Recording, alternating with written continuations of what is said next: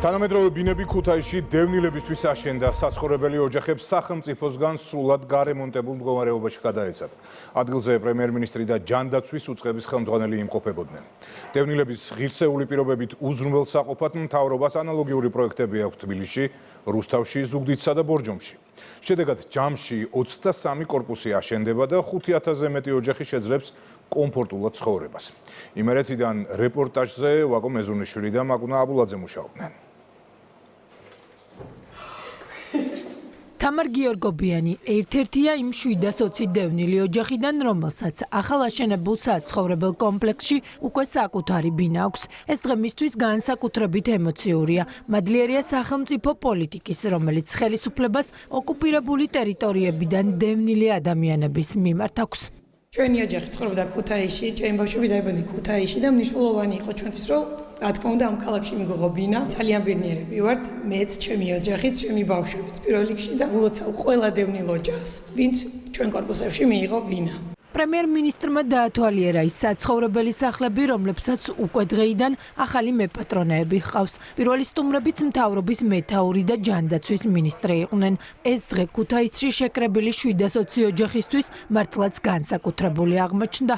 ძალიან ბედნიერები ვართ ოჯახში 5 წევრი. უბედნიერესი დღეა და თამამად შემიძლია ვთქვა, რომ ჩვენი ოცნება ახდათ. მანამდე ცხოვრობდით ნათესავთან და ძალიან გახარებულები ვართ, რა ვიცი, ერთი სული მაქვს, როდის შევაღებთ ჩვენი ბინის კარებს. იძულებით გადაადგილებული ოჯახებისთვის ღირსეული და სათანადო საცხოვრებელი პირობების შექმნა მთავრობის პრიორიტეტია. პრემიერ-მინისტრმა გაიხსენა, რა მდგომარეობა იყო ამ მხრივ 2012 წლამდე და როგორ შეიცვალა დამოკიდებულება ყველა მიმართულებით. სათქმელს ციფრები ამბობს, 10-ჯერ გაზრდილი წლიური ბიუჯეტი და 2012 წლიდან დღემდე 39000 დევნილისთვის საკუთრებაში გადაცემული ბინები მთელი ქვეყნის მასშტაბით. ირაკლი კობახიძის მთავარი სურვილი აფხაზეთში დაბრუნება. დღეს ხელისუფლების პირობებში ადამიანი არის მთავარი სრულის საგანი და ამაზე უნდა იყოს და არის ორიენტირებული მთლიანად ჩვენი პოლიტიკა. მიღებული იქნა ახალი კანონი, დადგინდა კონკრეტული კრიტერიუმები, რომელთა საფუძველზეც სამართლიანად წარიმართება განსახლების პროცესი. ძალიან დიდი ინვესტიციები ჩაიდო ამ მიმართულებით, აშენდა არაერთი საცხოვრებელი, რითაც ისარგებლა ათასობით დევნილმა ოჯახმა და ამ პროცესის გაგრძელება დღევანდელი დღეც. ჩვენი მთავარი მიზანია, რა თქმა უნდა, დაბრუნება აფხაზეთში, ჩვენი ქვეყნის გამთლიანება.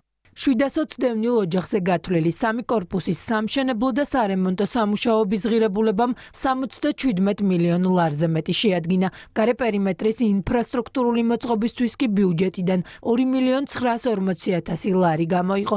საცხოვრებელი კომპლექსის ეზოში სტადიონი, ბავშვთა გასართობი მოედანი და სავარჯიშო სივრცე მოეწყო. ჯანდაცვის მინისტრის თქმით, დევნილი ოჯახებისთვის ღირსეული პირობების შექმნა რეალობად სწორედ მოქმედმა ხელისუფლებამ აქცია. ნამდვილად შეუძლია იმედიანად იყოს ოკუპირებული ტერიტორიებიდან დევნილი თითოეული ოჯახი. არ შეიძლება კიდევ ერთხელ ხაზი არ გაესვას იმ ფაქტებს, რაზედაც პრემიერ-მინისტრმაც ისაუბრა, რომ დღევანდელი ხელისუფლება არის ის ხელისუფლება, რომელმაც დევნილთათვის ღირსეული ცხოვრების პირობების შექმნა რეალურად აქცია საკუთარ პრიორიტეტად. ქუთაისის გარდა საცხოვრებელი კომპლექსების მშენებლობა კიდევ 4 ქალაქში მიმდინარეობს. უპრეცედენტოა ის ფინანსური ინვესტიციაც, რომელიც ამ მიმართულებით დაიხარჯება და ის 600 მილიონ ლარს შეადგენს.